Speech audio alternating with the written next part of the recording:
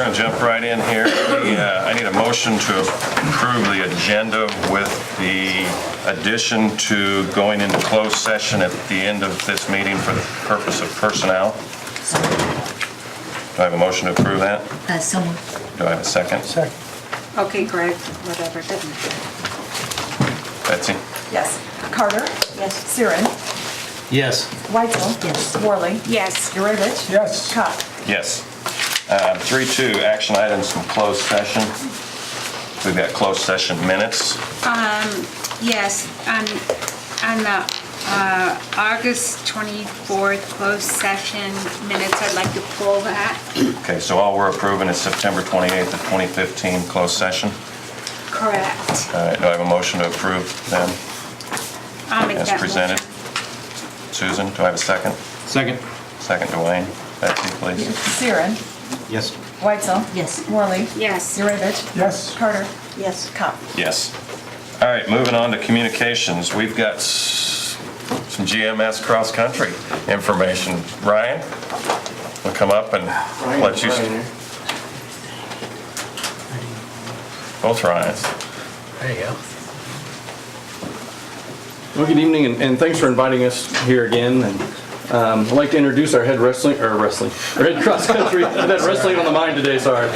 Cross-country coach Ryan Staley. He's going to tell you a little bit more about our all-state cross-country runner, Cameron Smith. Last year when I was here, we were talking about a top 7 boys team that won the state championship. I had six 8th grade boys on that team, but we had one 6th grade boy. So for that boy to be on a team like that went undefeated throughout the entire year and brought him a state championship, you knew that he must be pretty good. Well, he took a step up this year as a 7th grader. He was our #1 runner all year. And when we got to the state meet, him and I, you have team goals, you have individual goals. Well, him and I had talked about an individual goal. My individual goal, I didn't want to put too much pressure on him, was top 25. But he didn't think that was good enough. And so come state meet, not only was he top 25, which is all state, but he was top 10. He was 7th overall. And just a little bit about cross country, it's, when you get to the state meet, there's a lot of really good 8th graders there. The 6th, 7th, and 8th graders are all bunched together. And 8th graders sometimes are just bigger, stronger, faster. But the top 25 this year, you had 23 8th graders, but you had 2 7th graders, one of which is standing right over there. Not only was he one of the 2, but he was the #1, is the #7 compared to 16 being the other one. So next year, obviously he's going to have lofty goals. I'm going to have lofty goals, not only for him as an individual, but for us as a team. We return 8 of our top 10 runners from this year, who were all 7th graders, and he's going to be the top returning state placer next year. But I know after watching the way he took control this year, even as a 7th grader, as a team leader, work ethic-wise, second to none on anybody on the team. I know next year, knowing with all those expectations we may put on him, that he can definitely handle it, and I'm excited for him and the team next year. But really, he's a phenomenal kid. Like I said, he works very, very hard. For him to be top 10 in the state with all those really good 8th graders is a really, really great achievement. And so he deserves all the recognition he can get. So Cameron Smith.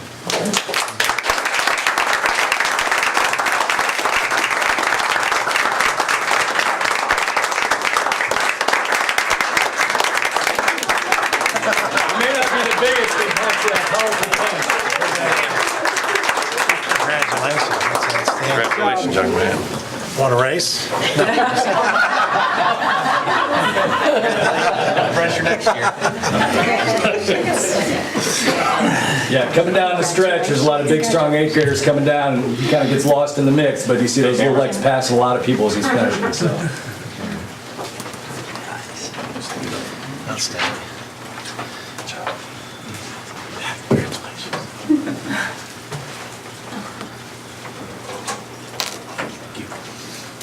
That's great. Thank you. Thank you very much. Thank you. Thank you. I appreciate it. Thank you. Thanks. Thank you, man. Thank you very much. See you later. Thank you, man. I raced to every morning. See you. See you. Hey, Steve, I wanted to pull 4-2. It's communications. We're on it right now. Yeah, so can I pull it? It's too late. To do. Oh, it's too late? We're on it, right? No, next. Next. We didn't say communications? What do you want to do with it? Well, I want to pull it, and I just want to make a notation that there were 3 high school students who received the National Merit Commendation and 1 National Merit semifinalist. And I think it's very important that we recognize those academic accomplishments. They're very rigorous. I looked it up. It was like less than 1% of U.S. high school seniors reach this designation.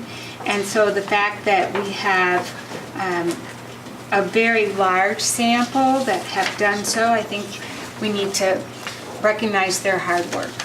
But they're not here. So that's what I wanted to say. Okay, so you just made our good news recognition for us. Is that right? I mean, we were, Are they here tonight? They are not. they are not. No, they get recognized at graduation and at the awards night, and we've had them in the Clarion, and we've had, Okay, so, yeah. They're usually not here, but we recognize at graduation. okay. Did you have anything you wanted to add then? Other than to kind of put some numbers on it to help understand, there's like nearly 2 million kids that take the test. It's the National Merit Scholarship qualifying test. And this year, looking for next year, we had 70 kids take it, and then they'll work those scores all year long and figure out who qualifies and so on. We had 4. That is a good number. We've had as many as 9. And one of the other reasons we don't recognize just yet is because this process continues, at least for Thera. She could become a National Merit finalist. And then, as last year, we had 1 National Merit Scholarship winner, which is a pretty nice, hefty scholarship. And that takes you down to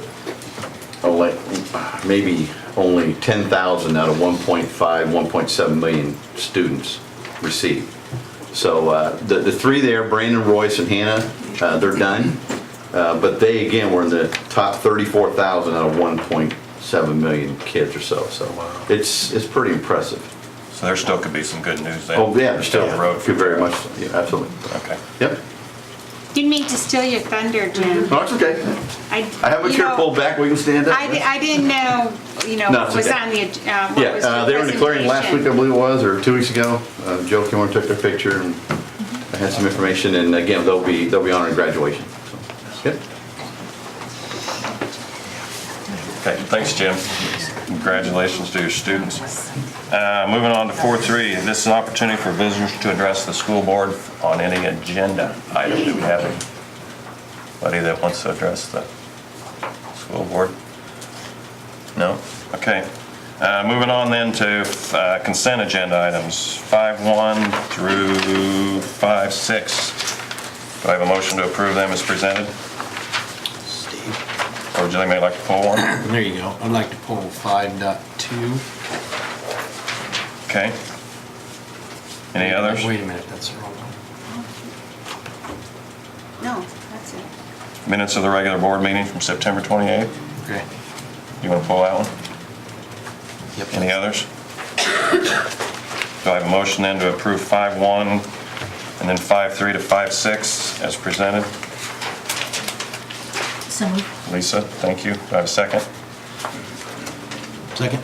Dwayne, thank you. Betsy, Yep. please. Siren, Yes. Whitesell, Yes. Worley, Yes. Naravich, Yes. Carter, Yes. and Cobb. Yes. Okay, 5.2, minutes of the regular board meeting from September 28th, 2015.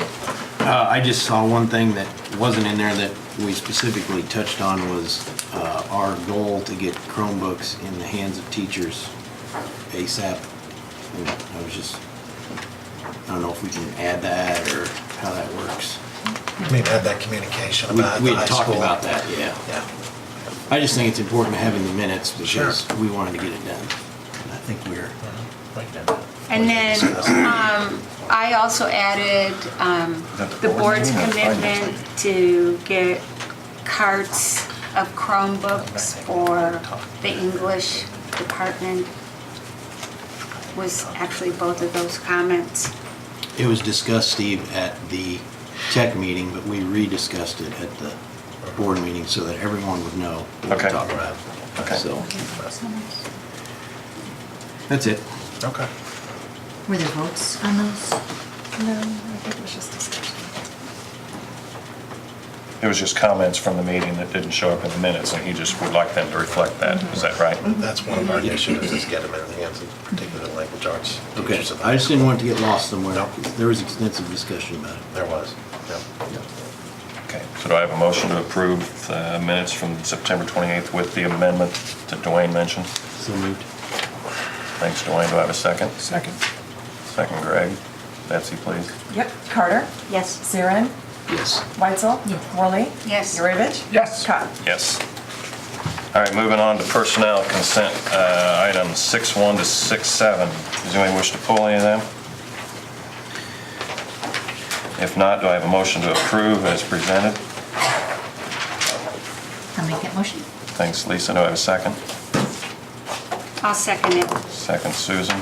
Betsy, please. Yep. Weitzel? Yes. Worley? Yes. Yurevich? Yes. Carter? Yes. Siren? Yes. Cotton? Yes. New business. Bond overview and restructuring plan. Welcome, Look at Ann. Sean, Ann.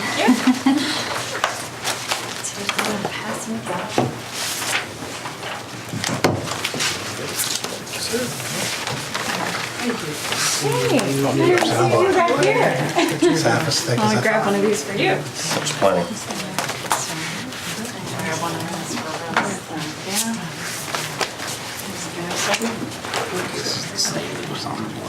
Do I need to stand back here for purposes of camera or recording, or can I stand up here? Is up here okay? I hate podiums. No good at podiums. Okay. And I'll take care of you. All right.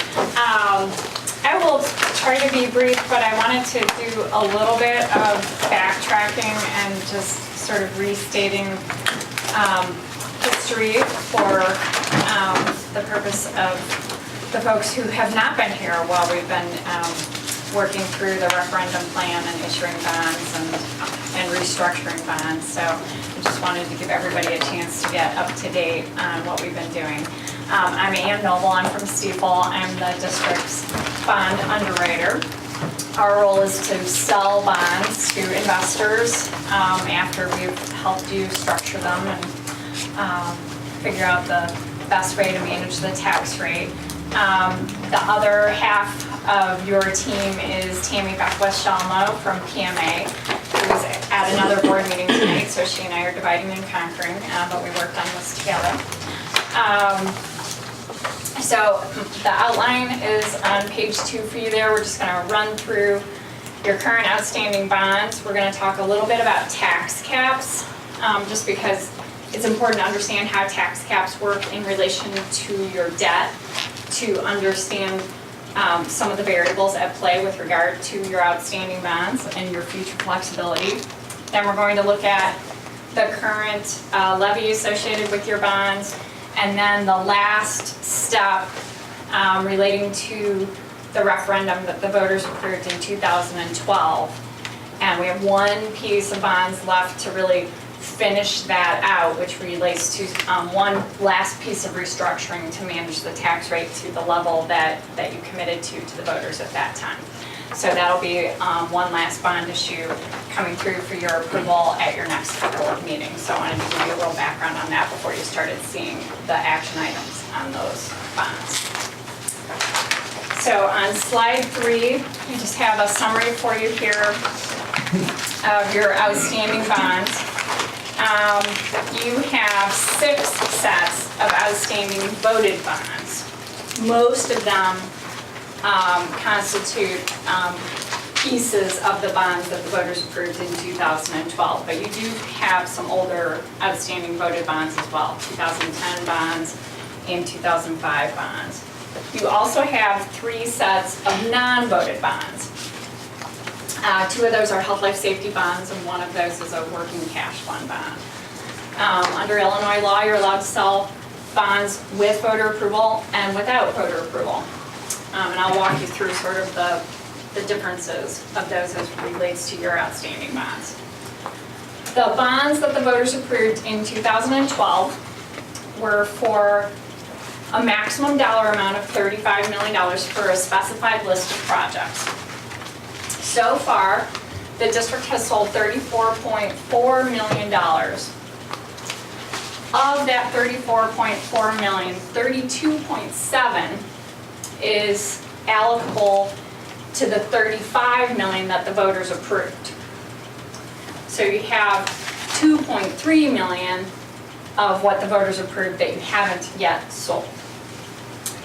You also sold $1.7 million of working cash fund bonds last year that related to the elementary school project that the district built out of cash reserves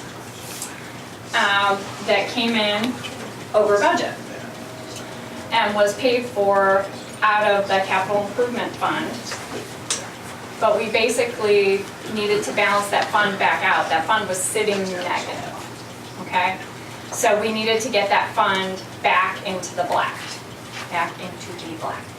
So the $1.7 million was sold to rebalance that fund, okay? And that required a backdoor petition period, a 30-day petition period for voters. You had to notify them of that because you couldn't just use the $35 million of voter-approved funds for that purpose, because the $35 million had a very specified list of purposes that was stated in the ballot. And the ballot didn't include language that would have allowed us to basically rebalance that fund, okay? So hence, we issued working cash fund bonds in lieu of $1.7 million of the voter-approved bonds. You do legally still have the authority to sell those other voter-approved bonds. But the district chose to sell the working cash fund bonds instead, okay? That $2.3 million of voter-approved bonds that you haven't sold is still legally available to you, but only available until 5 years after the election date. So essentially November of 2017. You have 2 more years of that being accessible, and then after that it basically expires. The voter authorization ends at that point. Sir? So at that point, we would sell them. When do they have to be spent by? That same day? No, you have, every time you sell bonds, you have 3 years to spend the money, more or less. Okay. There are some interval spend down requirements, but the overall spend down is 3 years. 3 years, okay. Okay. As part of that voter-approved referendum, we also, at the time that the voters approved those bonds, structured it for a no tax increase to hold the tax rate at 70 cents. And that required certain amounts of bond restructuring and refinancing, which you've been doing along the way as you've been selling bonds, but we do have that last piece left to do that we'll be bringing to you for, excuse me, for approval next month. And I'll show you that in a second. And the overall plan hit the 70-cent bond and interest tax rate. And then the next slide, I think. So the next slide just talks about tax caps. Just very briefly, tax caps have been around for a long time. They went into effect in '91. I can't remember exactly what year you guys got capped. Mid-90s, 95, 96, something like that. So you know how caps work on the operating side. They basically hold your operating budget to the prior year's operating levy plus CPI. Just FYI, there are 2 bills pending in the General Assembly that would freeze your operating levy for fiscal years 18 and 19, so you wouldn't get CPI for those 2 years. Very high likelihood those bills, one form of those bills will pass. But that excludes new construction? It does, yes. Okay, so Yeah, you that's the still get your saving new grace? construction. Yes. New construction, Yep, you okay. just don't get your CPI. Okay. Okay? So then when these, sorry, No, go ahead. when these, say the 05 bonds roll off and we paid them off, does that 70 cents then go to 60? No, because and I'll just show pay- you on a, there's Okay. a schedule in here. But the new bonds kind of basically pick right up where those 05s fall off. Okay. Because none of your bonds are like a simple mortgage payment where you have just level payments every year and one mortgage goes away and your payment actually goes down. It doesn't work that way. It's, you know, bonds, and the 05s go away, and then the 2012s pick up right where they left off. So we've solved for a level 70-cent tax rate Okay. for, you'll see it, a number of years. Okay, so on the tax cap side, that's all I wanted to talk about on the operating side, but on the debt side, there is a tax cap related to your debt. And that amount equals the amount of bond payment, the bond payment you made in the year in which you became capped for non-voter approved bonds. And for you all, that equated into about $957,000 for our next fiscal year. It grows by CPI also, so it's going up a little bit every year over time. Okay? The reason that is important is shown on slide 5. And I just want you all to be aware of this. This is a good thing for you to know. These are your 3 sets of non-voter approved bonds, 10A, 14C, 15A. These are both health, life, safety, and this is the working cash fund bond. This is the one we did to fund back up the That's capital project fund. 1.7 million. Right, yep, this is the 1.7, okay? So they total this amount right here. This is your debt service extension base, this column, 957, 865. We can't go over that, okay? Because that's essentially your tax cap for debt. It'll grow a little bit by CPI every year, and I didn't build in the CPI, so you'll get a little bit of growth in it. But essentially, the point of this slide is to show you that you're maxed out on non-voter approved bonds until, I don't know, what is this, fiscal year 25 it looks like. Okay, so 10 years, you're filled up on working cash or health, life, safety bonds. You've got to go to the voters for anything else you need to do, other than that 2.3 million of voter authorized amount that we talked about a couple slides back. Okay, So you still have- one quick question. So that means we cannot issue any health, life, safety bonds. That is right, for 10 Okay, years. for 10 years. Right. Okay, so that's something that's really important to remember. It is. That is the point of this Okay, slide. no It has to health, come life, from the safety. nickel then. Yeah, it's gotta come from your nickel or you go to the voters. Okay. Okay. That's it. Okay? All right. Any questions on that? Okay. That's one of the bummers of being tax capped. Okay? If you're not tax capped, you can sell health, life, safety bonds all day long. There's no limit on it. Once you're capped, not so much. Okay, slide 6 shows all of your different sets of bonds. I'm not gonna spend a lot of time on this slide, but this gets at your question. You'll see, I mean, here's these 05 bonds falling off. Yep. Right. But here's the total bond payment over here. So the total bond payment of everything, you see all the different series. Like here's the 2012 bonds. Nice low payments for a little while, and then it picks up out here. I can't see Okay, what you're I'm going to. sorry, yeah, Maybe here. use the screen. I don't know. Yeah, I'll use the screen, I'm sorry. So here's my point, thank you. You have these 05 bonds that are about to fall off in a few years, but it doesn't create a dip in your overall bond payment out here because other bonds, these bonds right here, pick right up. Okay? So there's no fall off in your levy. You'll see we're right at the 70-cent number until almost the end. Okay? This assumes the bond refinancing that we're going to bring back to you next month for your approval. The bond refinancing that we're doing refinances these bonds. There are savings from refinancing these because interest rates are lower now than they were when you sold them. But not only are we refinancing them for some savings, we are also restructuring them to smooth the tax rate. If I leave these payments in here, the tax rate is going to go up. And this was part of the plan all along with the 2012 referendum. Okay, this is nothing new. This is not bad planning on anybody's part. The all of a sudden it looks like the tax rate's going to go up. We always knew this was the likelihood, but we waited until now to do this restructuring because the bonds are what we call currently callable, meaning we can prepay them with no penalty, okay? So we waited until now because you get the biggest bang for your buck, okay? So it was all part of the plan, but it still needs to be done in order to essentially finish the 2012 plan and keep the promise to the voters to keep the tax rate below 70 cents. So you'll see this bond structure out here in 2016 is basically stretching these payments out. It's taking this, stretching it out, and we're lumping it in with this, and we're hitting 69 cents. Okay? It still saves you money, believe it or not, which is highlighted on page 7. So even though we're extending it, it's still saving you. How bad was our rate? How high was the rate? Yeah.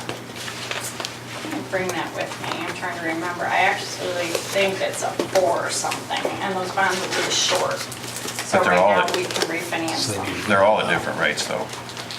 At each set of bonds is totally at a different rate. Which yes. rate are you asking about? The The ones rate on the that- 05s. Oh, I got it.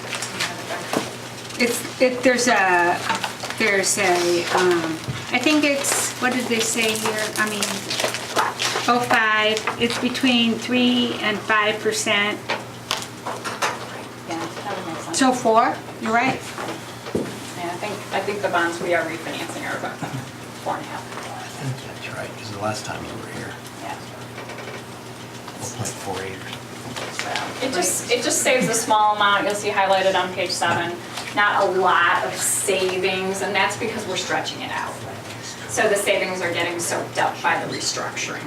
But the restructuring is not costing you, it's not increasing your expense. Okay, I have a question to ask you. Through this restructuring, does it make a difference of what our bond rating is? Because we're at AA minus. Right. Okay, it doesn't make a difference. Okay. No. And we've actually been very upfront with the rating agencies about the whole plan for the whole time, so this is not news to them. They knew this was coming, Okay. so. So it looks like we basically have about 70 million in total debt. Principal plus interest. Oh, that's both. Okay. Yep. But our total debt service is actually gonna rise in the next 10 years by $1.5 million or so. It goes from about 5 million, yeah. Couple Yeah, hundred right. thousand a year or something. We need to Yeah, budget for that. it thing. rises by this, it's growing at this rate. Would you mind going back to slide 6? It's growing at this rate. It rises by 2.7% a year. And that equals 1.6 million over, 13 years or whatever that is. So we need to have that in our budget moving forward. It's just, this doesn't come out of your operating budget. This gets levied for by the clerk. No matter what happens to your EAV, the clerk is going to levy whatever this dollar amount is each year. So our goal was to set this number over here so that hopefully it stays as close to that 70-cent mark as possible. If your EAV grows 4.5%, the tax rate will fall. If it grows at 0.3%, the tax rate will go up. Because the bond payments are set. And it's not part of your operating budget. So, in a sense, you don't need to budget for it, but you do need to know what's going on with it because it does overall impact the tax rate to the taxpayers. So. And then on the very last slide, slide 8, is just a timeline. So the plan is to be back before you for your November board meeting to approve the resolution for that last sale of bonds for the restructuring of the 05s. And then the bonds would get sold in December and delivered in January. We want to get into calendar year 2016 because it provides a different tax status for the bonds, which will give you a better interest rate. So we're doing what we call straddling. We're straddling the year end and we'll close in January. It saves you a little bit more money. But we need to get it done by the end of February in order to be finished before the tax levy gets finalized. So So that's the proposed schedule. And then, well, actually, I have the 05 bonds right here. Here they are on page 10. Like on page 10, you can see I forgot, we have this in here. So these are the bonds we're refinancing, and these are all outstanding at 5s. Okay. So you had, the shorter ones were probably the 3.5 that Susan's talking about, the ones you've already paid off. Yeah, it says 3 to 5, but yeah. But this is the coupon rate, That's and correct. so, I mean, they could have been sold at either a premium or a discount. Absolutely, but you're paying the 5. Yeah, okay. So you'd have to go back and see if these bonds were sold at a premium or a discount. Okay. Now, what about the Build America bonds? Are we doing anything with those or not? We have already refinanced a large portion of those. Right. But we do still have a piece of those left to do, so we may be back to you again to keep whacking away at those. The federal government the Build America bonds pay a subsidy from the federal government that covers, or have a subsidy from the federal government that covers part of your interest expense. But they've sort of reneged on their promise to you, and they're not paying the full subsidy. I know, it's astounding, isn't it? They sort of So we've slowly been whacking away at refinancing those when it made sense. So I'm sure at some point we'll be back for the next round. But, So it didn't make sense then? It did make sense. It did not make sense for you to include this refunding? and- Not the last time we ran it, but I might be Okay, back here next okay. month telling you something different. Okay, yeah. Okay, Yeah, no, I was just, Right. you're keeping an eye on it. Absolutely. Yep. What the heck? What's one more question? Whatever happened to the $1 million of bonds that was, quote, left over from the, maybe you don't know? Is that rolled in here now, Linda? Isn't that the 1.8 we were talking about? I'm not. Don't know? No, that's $1 million from the health, life, safety bonds from a long time ago. Oh, yes. That got used for the parking lot. That's right. But we did have $1 million in a premium, right? I mean, it sort of all netted out. It wasn't quite $1 million, but yeah. Yeah, okay. 800,000, I think, yeah. That Something like provided that, extra project funds. netting the discounts and the That's right. premiums. So really, the board made a decision to take that net positive and turn it into debt, to include it as part of, Right, to use it for projects. yeah, It's basically, increased. okay. So really, wouldn't the 2.3 include that premium amount? No, because it doesn't count, premium doesn't count as principal. Oh, that's right, okay. It's just, premium is interest expense, principal is principal. So it doesn't count against the principal. Okay. We still got to pay it back. Yep, not free. Darn it. It's just not principal. It's just a question of which column it's in, principal or interest. It's over here in interest, but you definitely have to pay it back. So, I mean, the board chose that decision, and I remember the vote, but that doesn't mean we have to add, okay, so we've already issued that? The premium you did. Okay, we've already issued the premium. Yeah, that was over the last couple of Right, series of right. bonds. And that's really just at the investor's preference. Investors right now want premium bonds. Premium bonds just mean the actual interest rate on the bond is higher than current interest rates. Right. Because current interest rates are so incredibly low right now that the buyers only see upside. They only see interest rates going up. So in order to protect their investment from rising interest rates, they want to buy your bonds with a higher interest rate, and they're willing to pay you more for it, okay? If the current interest rate is 1.5, they're willing to pay you a 4%, they want you to pay them a 4%, I'm sorry, because they want the protection on rising interest rates, but they'll pay you more than the face value of the bond to get the 4. They basically pay you the added interest expense up front.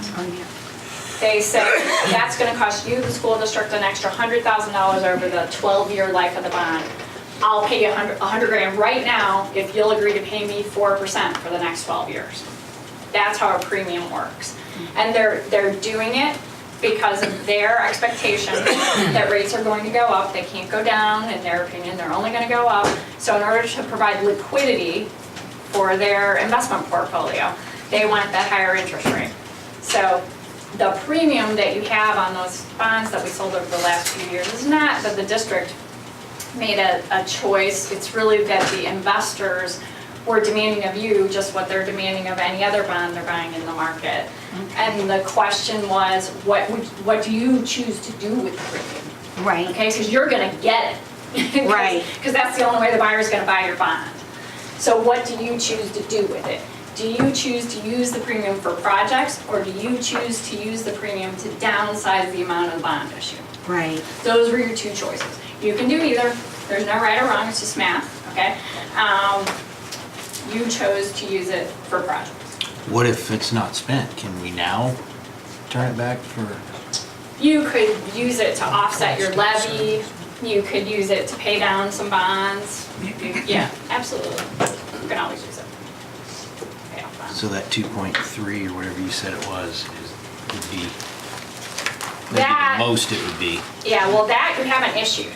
That's an unissued pot of money, Right. unsold, untapped, okay? That's 2.3 million of the 35 that we haven't done. And right now, it's just unissued.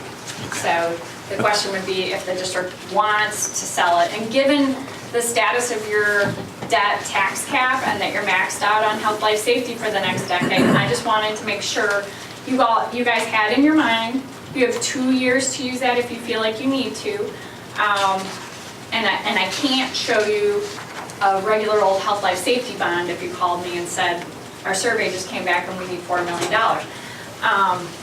The only way you could do that would be to restructure again some of those outstanding health, life, safety bonds and move them longer and all that stuff, right? So you've got the extra. Sit on it then. Yeah. Ann, you've got down here 34.4 million has been issued to date.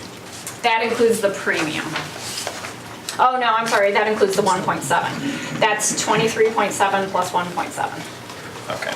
Yeah, that's where that comes from. So it includes the working cash fund bond. And that 1.7 ends up being 2.4 when we're done, so there's 700 and some thousand in interest on that. Is that what that amounts to? That's About probably right. 7.25. Could you go through that last calculation that No, Steve you're was right, Steve. talking to you about? Yeah, he's on slide, I think it is. 3. 3. Yeah. Okay. Okay, so he's looking at my first bullet point there, which says, okay, it's 35 million approved, and then he's saying 34.4, where did that come from? Okay. 34.4 is the next bullet point, 32.7 plus the 1.7 of what we Okay, have. right, So if you okay. add the 32.7 and the 2.3, there we get our 35. That's your 35. Gotcha. Okay.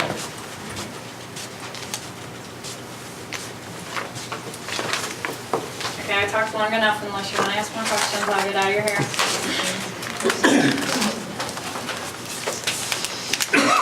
You guys good? This is for information only. Yep, no vote, but next month we'll be back. Okay. All right, thank Thanks, you for your time. thanks, It's Ann. a pleasure to see you all. Okay, moving on, 7.2, bid for snow removal. Oh, I forgot to say, last year I was here when Cameron got honored as a 6th grader. So that was pretty cool to see him get out. Come back next year. Next year. See you next October. Good evening, all. Put that slide there, would be great. What we did, we advertised, we contacted 12 vendors to put the snow removal contract out for bid. The same company's had this contract for, I've heard 12 years. I don't know that for a fact, but the documentation, for sure they've had the last 2 contracts. This is Mendenhall Construction.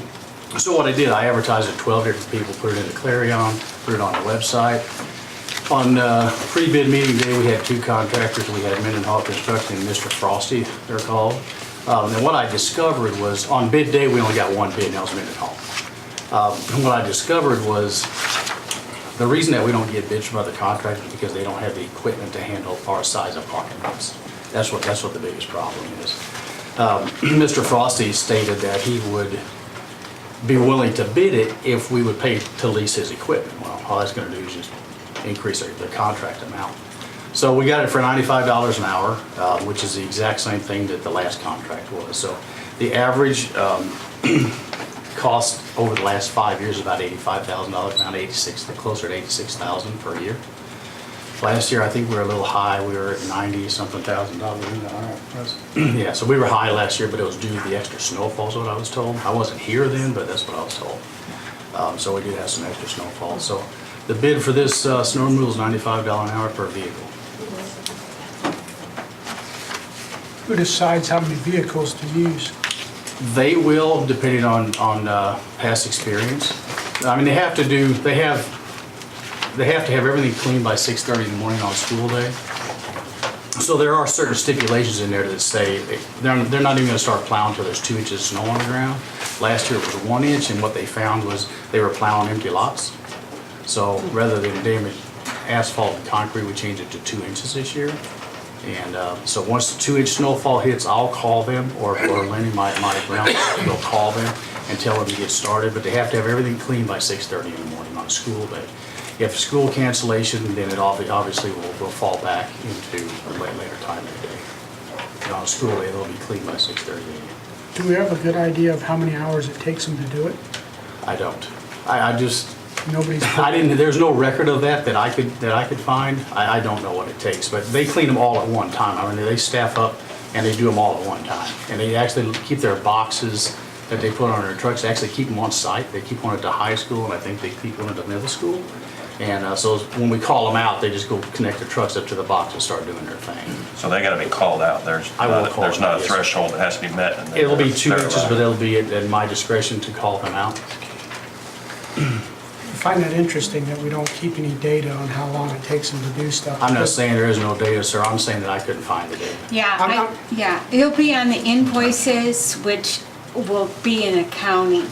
And, I guess one of the questions, I guess we should look at the wording of snow removal specifications. Mike, can you just take a double check? 1, 2, 3, 4, 5. Bullet point 5, when you have a chance. It seems like some of that wording is contradictory to what you're suggesting. I'm all in favor of having you be the person that says, go ahead, stay away.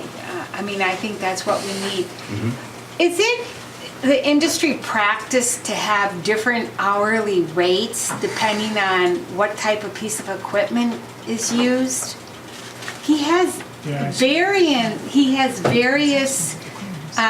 rates per hour. I would think so, because I don't have a lot of experience with it, but I would think so, because the cost to, say, run a tractor as opposed to running, say, a front end loader or a larger piece of equipment, obviously it's going to cost them more. Okay. Fuel and wear and tear and all that stuff, so, yeah. So And if that it can do seems twice as reasonable. much work, then it balances It's probably itself going to out. pay for itself, yeah. Right. You would think, yeah. But he's got down here on the equipment rates, he's got something as high as $200 per hour. And I don't really know what that's ever going to be used for. When I did talk to him about that, I don't think that's ever been used here, to my knowledge, that particular piece of But equipment. our bid is for $95 Per hour, per right. truck. Per vehicle, so that's all we're paying, is $95 an That's all hour you're gonna per pay. vehicle per hour, right. Okay. So we're not paying all these different equipment rates, is that what you're saying? I'm kind of perplexed that this is the only show in town. I mean, who's clearing off all the mall parking lots and the hospitals? And I'm not saying, what I'm saying is that it's the only contractor that will do our work, meaning that they have another, say, for Mr. Frosty, for example, he does the Lowe's in the area, or whatever the case is, and so he just been doing Lowe's for years. right. So that's what he does, and like different contractors work for different vendors, Walmart. Matter of fact, I think Mendenhall does the Walmarts in the area too, but, so apparently these guys have their particular businesses that they clean and have for years apparently. Yes, sir. So do you, say, Joe here wanted to come in and clean just Ball Elementary, for instance, does he have to be bonded, or are there a lot of Yes, sir. hoops to jump through, or? You have to be insured. One of the requirements is that you have to carry work comp insurance, which I do have a certificate to show that he has work comp insurance. So you have to be insured and bonded and all of that stuff, yes, sir. And I have all the documentation. I was just trying to think how to, Prevailing wage. Uh-huh. I know where you're going. okay, I was just trying to think of ways to get more bidders, because you don't know me yet, but you're gonna find anytime there's just one bidder, I'm probably gonna vote no. I'm with you. I'm with you 100%. I just am. That's why I invited 10 or 12. There's actually 12. on Okay. there.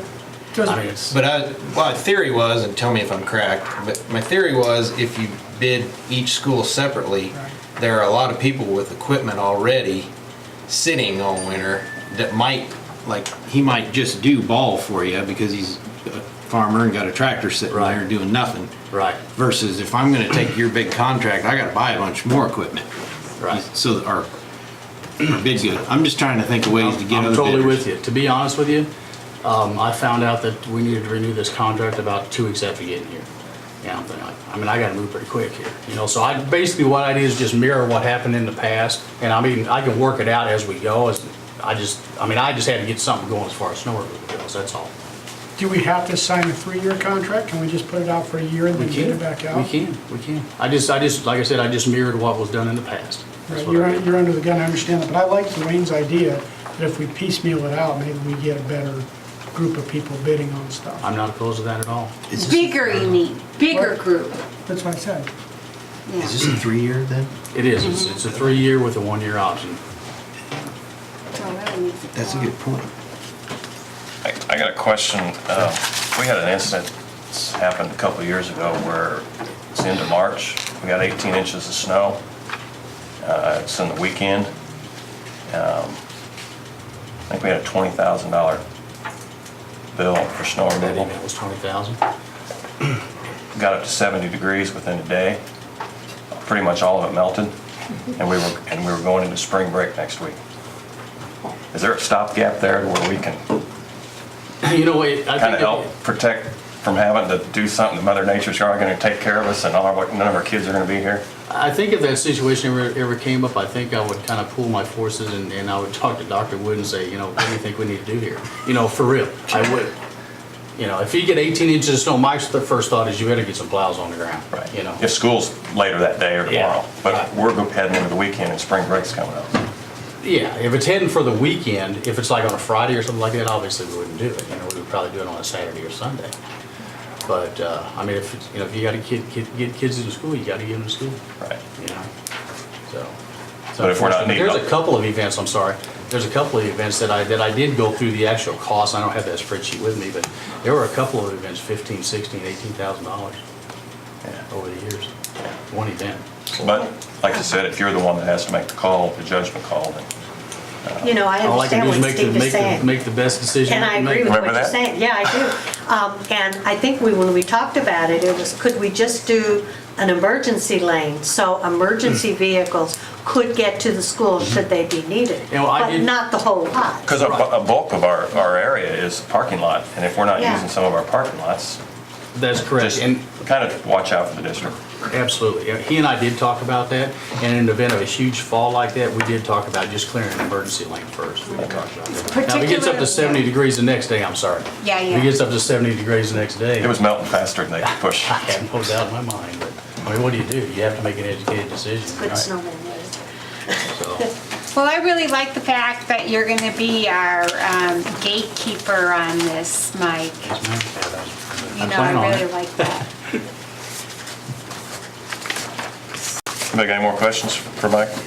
So, our. We have an item for action here. It's approval of this contract. Are we going to change the number of years or not? Do you have any, Can we do that right Can now? we do that? You can make whatever motion you want to make. But if the bid went out for 3 years. I would have to can we change rewrite it. How's that affect the bid? I'm sorry? How's that affect the bid No. or the offer? And I don't think it will at all. Matter of fact, I was gonna have him here today, but he had to go sell cows tonight. 2 years? I don't think it'll affect the cost at all. I don't know. If you give me time, I'll ask the question. And then whatever we want to do from there. Would it affect other people who would have bid had it only been I for a doubt year? that very seriously. Not if they didn't have the equipment. I doubt that very seriously. Because nobody has the equipment to do all of our school. You know, if we get a huge just- fall, I mean, you know, we're asking to hit it, say it hits at 4 o'clock in the morning, what do we do? You know?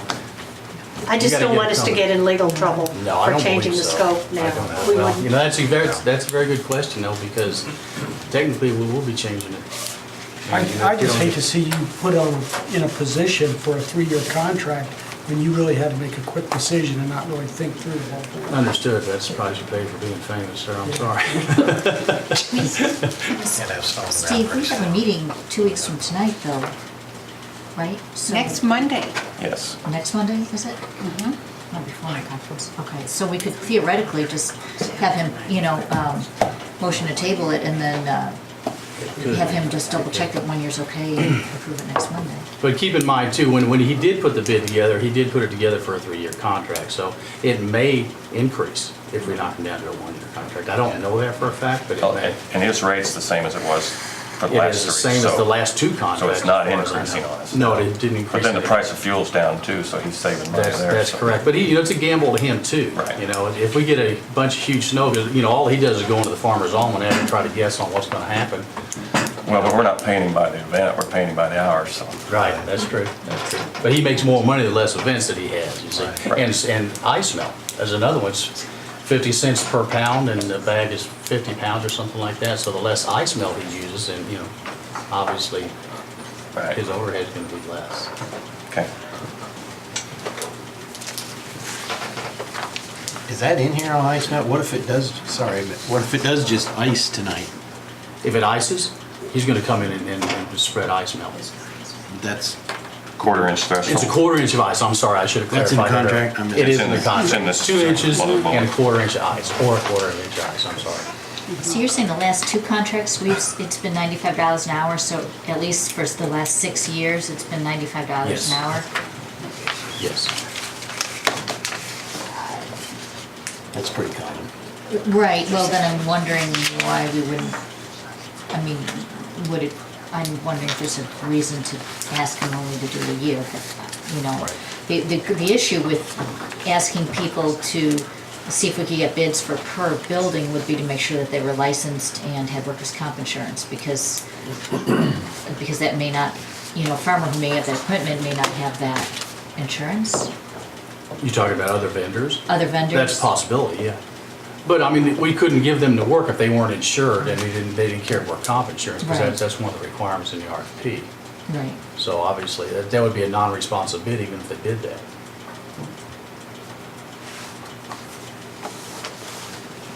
My only question is, can we change the scope of the bid now? I think it's a good idea to have individuals, schools be bid on, but my concern is, can we change the scope of the bid now?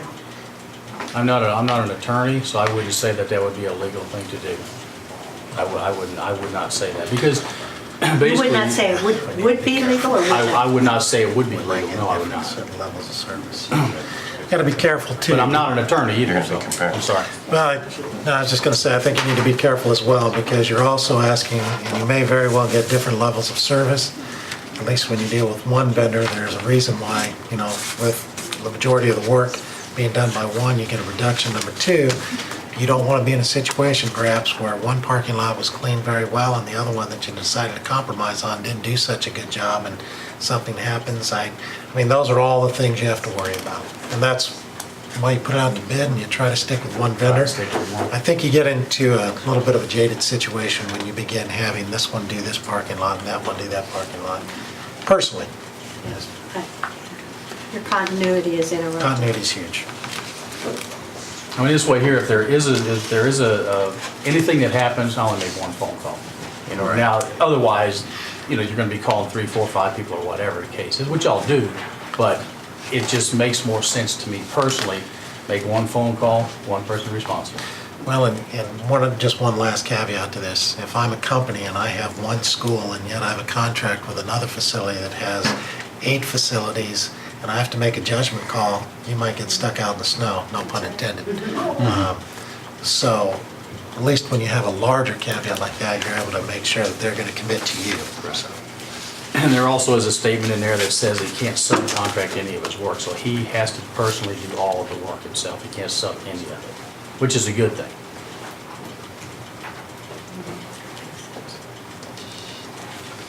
So is this a vote? It's an action item, and we have the recommendation from the administration to approve Mendenhall for 3 years with a 1-year extension option. I'll make that motion for the 3.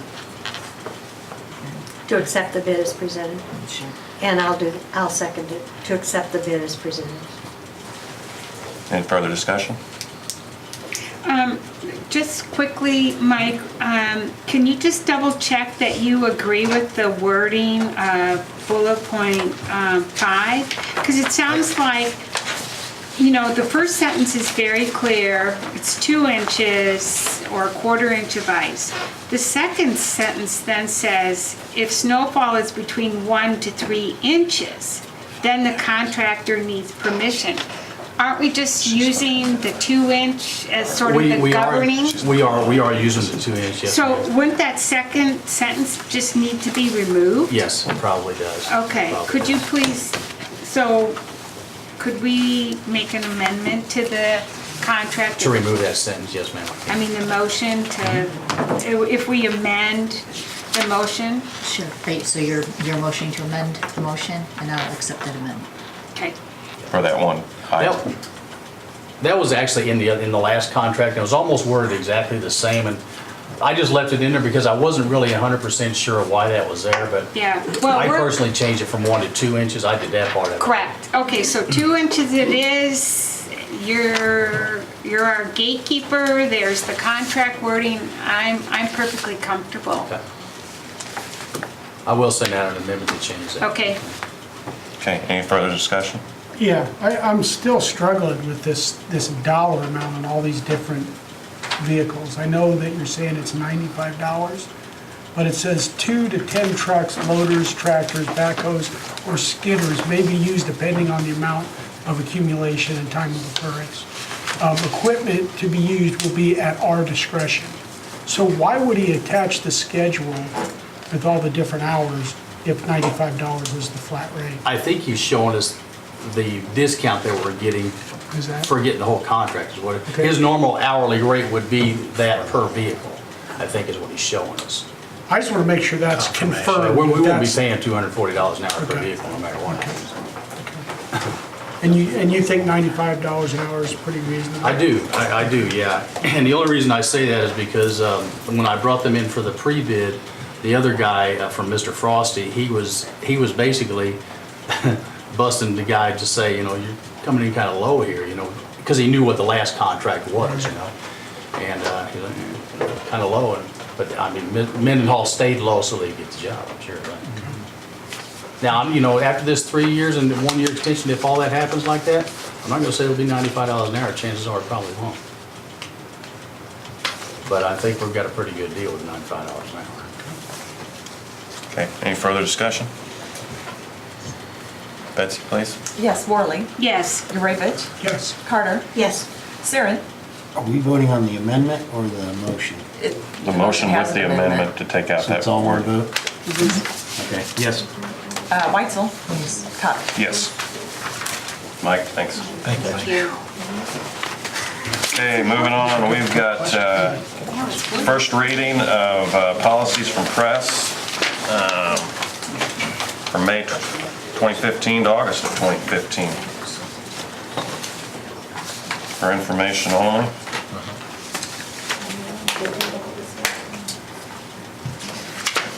Anybody got any questions? I have not questions about this specifically, but one of the things that I would sort of like to know is some of the policies are press service and some are written internally. Is there any way that we could get a list of those internal policies without having to go through the whole book? Because it's across the board, it's across subjects.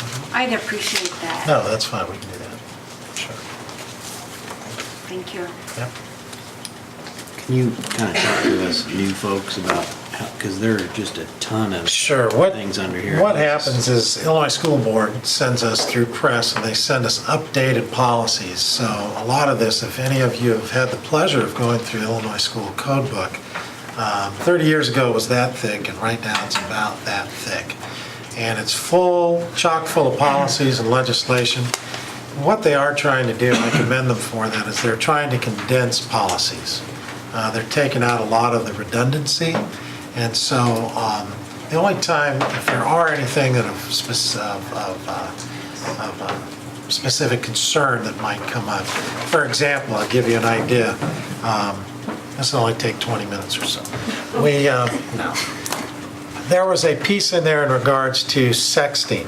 And actually, as we were reading through the policy, the way it read, it looked as though that an offender had to be of 18 years of age or older, and that if you were younger, there were no consequences. And so I actually had called Illinois School Board to say, I'd like some clarification. How do I interpret this? And they said, well, if they're 18 years and old or older, it's seen as child pornography. And if it's 18 years or younger, it's seen as sexting. And so... Backwards. What's that? 18 years and older, sexting, and under 18. 18 years and older, oh, excuse me. If somebody is 18, if it's under 18 years of age, and the one who's being violated or sent those images, it is considered child pornography, or if they're sharing those photos. If they're 18 years and older, then it's considered sexting. So we go through those policies, we get clarification so that if we do have those instances, we know how to apply them in our policy and our handbooks. PRES stands for Policy Reference Education Subscription Service, and we pay for this through our, as part of our membership to IASB. And so this particular set of policies was all provided by that subscription service. Correct. And so we went through, Linda and I read them all, and we met with Doug. One, we added a little bit of language to, because we didn't think the language in the policy which was sent to us went far enough, and we wanted some more clarification and another layer added. And then it comes to you, to the entire board to review but it's over 2 cycles, so that there's time to look at it tonight, and then next time we'll end it on a consent agenda.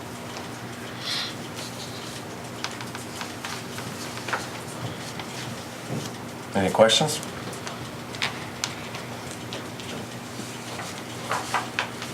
All right, that's for information only then. Thank you, Linda, Lisa, and Dr. Williams.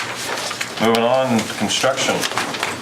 Corey from O'Shea Builders, you got some updates for us? Yep. Good evening. I'll start with just the progress of the Glenwood High School addition. The brick is complete on the exterior. We are putting in ceiling grid, and it's mostly complete, and we're also starting to drop some ceiling tile.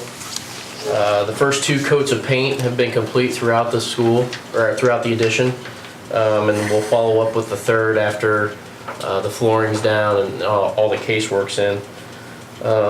All the low windows, with the exception of the vestibule areas, have been installed. Here in the next 2 to 3 weeks, we're going to start seeing the vestibules and the high windows go in on the existing building. Almost all the light fixtures have been installed and have been turned on.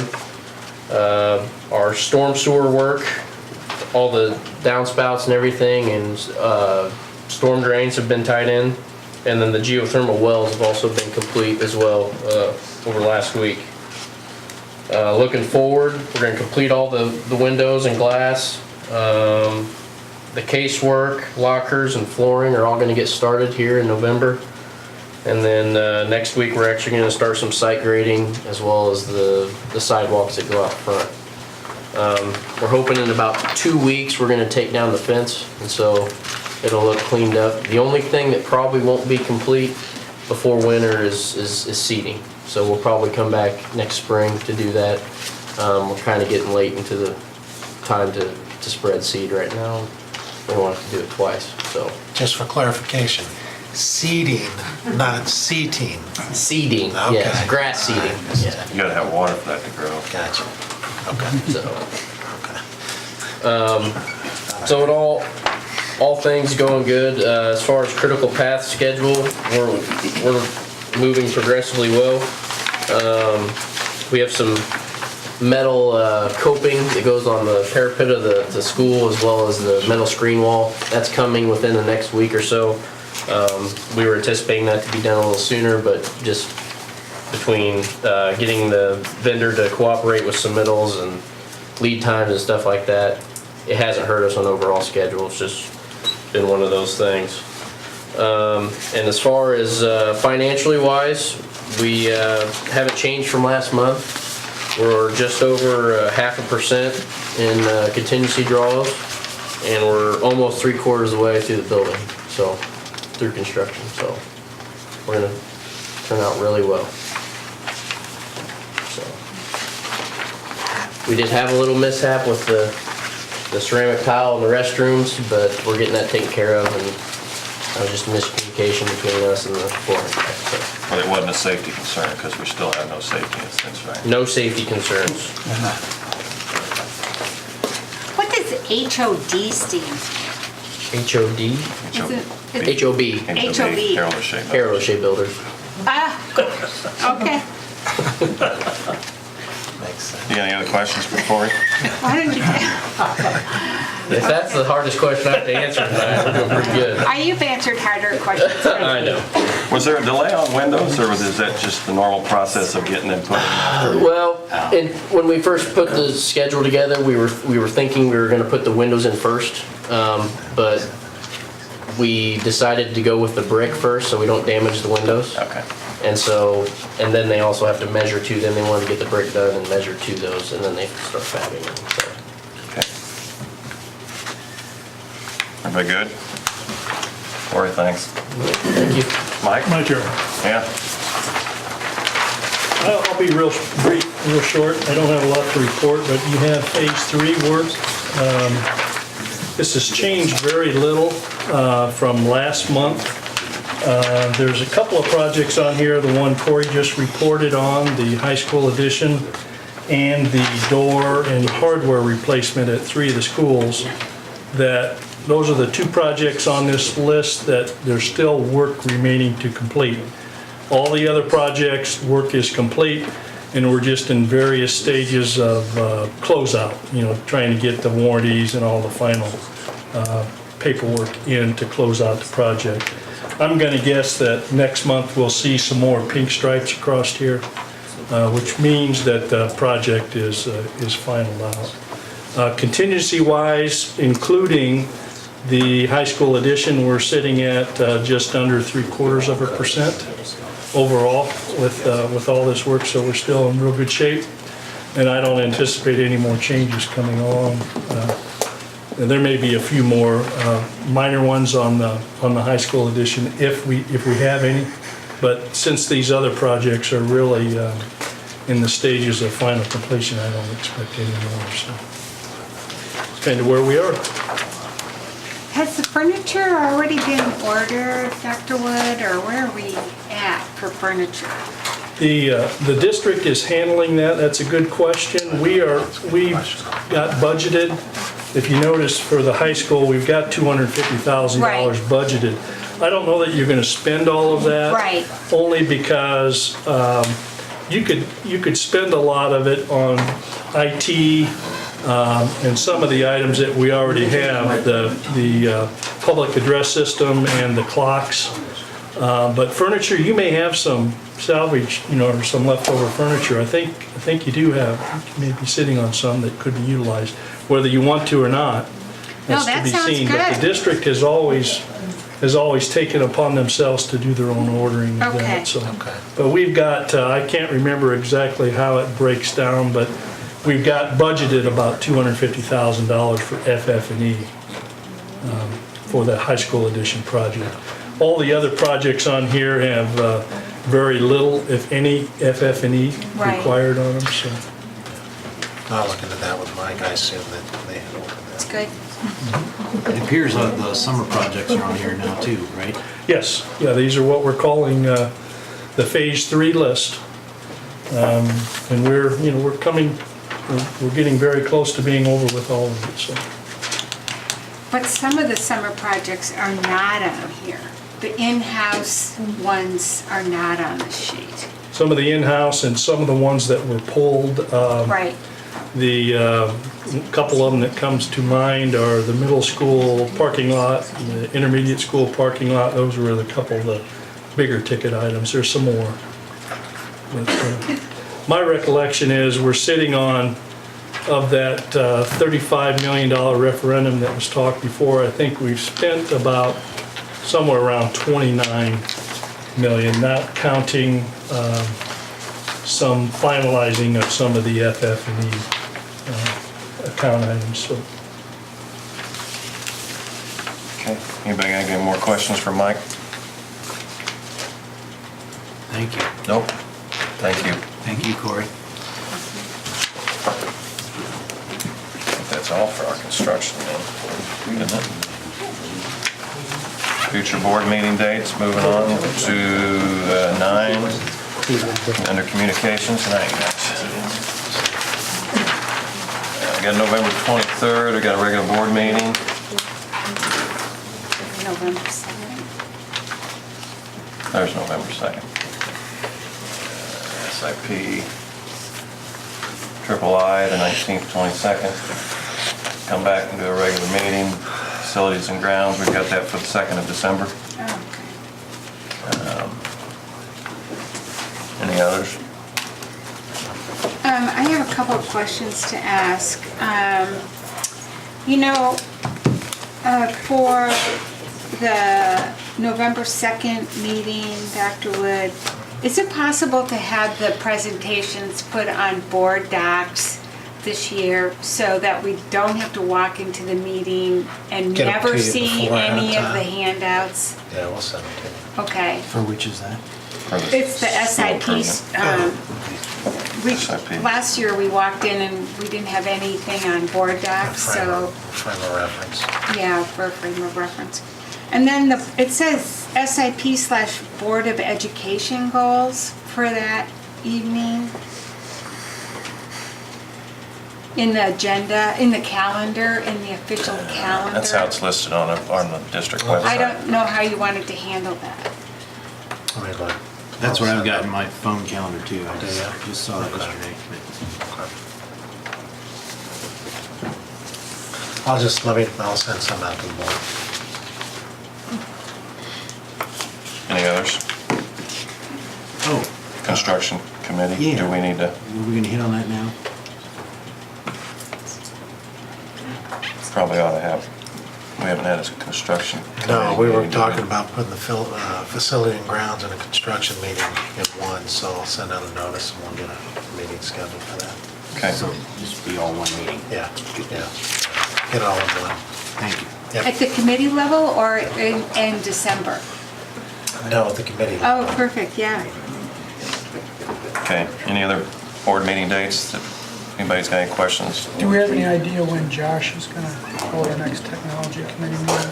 He's pulling some things together. He is, he'll send something to me and I'll put it out in the notes and get it out to you. Okay, moving on, this is an opportunity for visitors to address the school board on any topic. Do we have anybody that wants to? Can I ask a question? Absolutely. Did I miss it, or did you guys skip 5.7 and 5.8 that's on the back side of the paper? When you approved this section of consent items, you did 5.1 to 5.6. Did you skip 7 to 8? Well, there isn't even an 8 on ours. Well, it is on ours. Yes, There's a 5, 7, and 8 on There's this. treasury report, It and says- special education. It would have been with all the consent. We just approved it all. Okay, because I think you did 5.1 to 5.6. I probably mentioned, yeah. Okay, I didn't know if you had to specifically talk about them, and that's why you pulled me and forgot, or what? No, the only ones that were pulled out of there was the regular board The meeting. 5.2. Yeah, so they all got. That's different. Yeah, I guess we should have that. Were those added? Where'd you get yours? from that podium there? It's on here, 5.7, 5.8, it's up there. It's just, Yeah, it's just right up. Well, I printed this last night, and it's got 570 as special education Yeah, that's- activity account, That's where mine is too. and there's no treasury report on it. So, yeah, the consent all got approved in one lump sum. Oh, thank you. Yep. Anybody else got any questions on any item? Okay. If that's the case, any more questions? You guys? Well, I guess I don't want to go home and be annoyed, but once this is posted 48 hours ahead, we can't add stuff, can we? No. No. So what was added, or what was taken away? I think what was added between Saturday night, Sunday, and tonight is 5.4 minutes of the Finance Committee meeting, October 22nd. That's what was added late this afternoon. Yeah, because they're not online. Why was that added? Why was that added? Well, no, finance is on here as 5.3. Right, so this 5.4 was added. I added it. Jen asked me to add it. She said that they were ready to go. Which one is So it? I added it. I thought it had all been approved. With No. 5.4 minutes of the, I'm showing that's school district accounts payable. no, you're right. No, Susan's right. It was added. I added it. Jennifer Barnsworth asked that I add it because she thought they were ready to go. Yeah. So they're just approved minutes is what it amounts to. That's what it amounts to, it does. Well, we can,